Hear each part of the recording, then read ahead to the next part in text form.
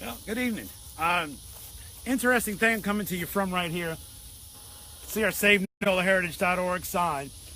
I am on the levee right now. You can see it dropping off behind me. I'm in Louisiana. Actually, I'm not.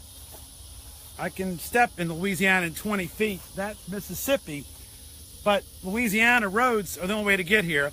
That is where Jeff Davis's plantation used to be. Amazing story. His brother's plantation was adjoining it.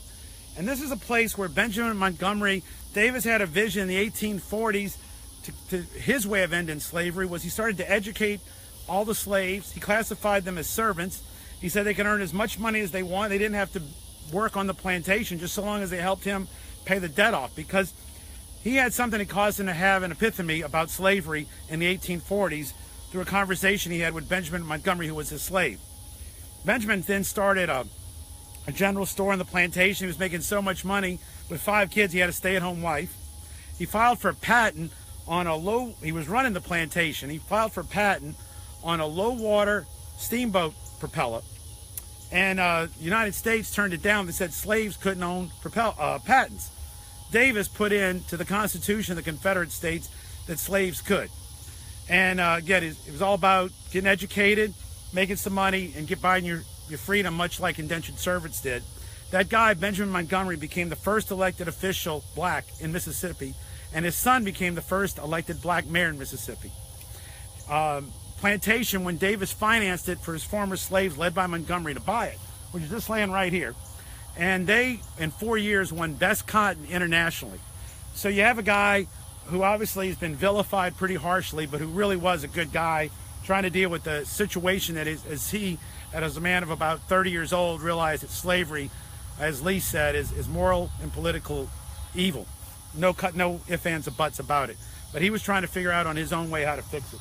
So this is now a hunting place, and I'm gonna let you see how it was weird, because there was an oxbow lake here. So years ago, where I stand now was the Mississippi River, and it moved about 3 miles to the other side of that land. So that land was in Mississippi, and when the river moved, it's on the Louisiana side of the river, but it's still Mississippi land. They never gave the land over Louisiana.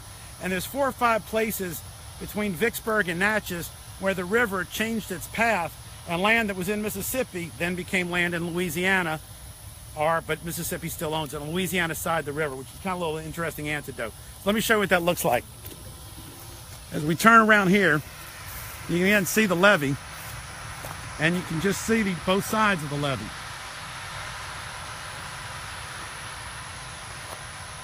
So you can see how interesting this little spot is, where the levee is really dividing the 2 states, and we've always been used to just the Mississippi River doing that. So we're headed back. We're at 4,600 petitions. We're on our way to 10,000, and please help us. Is at SaveNolaheritage.org. One last shot here of the sign.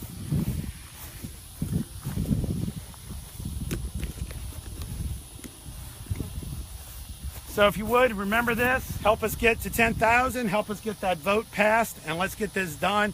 Let's save Andrew Jackson. Let's save all the monuments that are at risk in New Orleans, and have what we should have done a year and a half ago, have a citywide vote. That's what we're after, is a vote, and then we can make a fair decision. Thanks.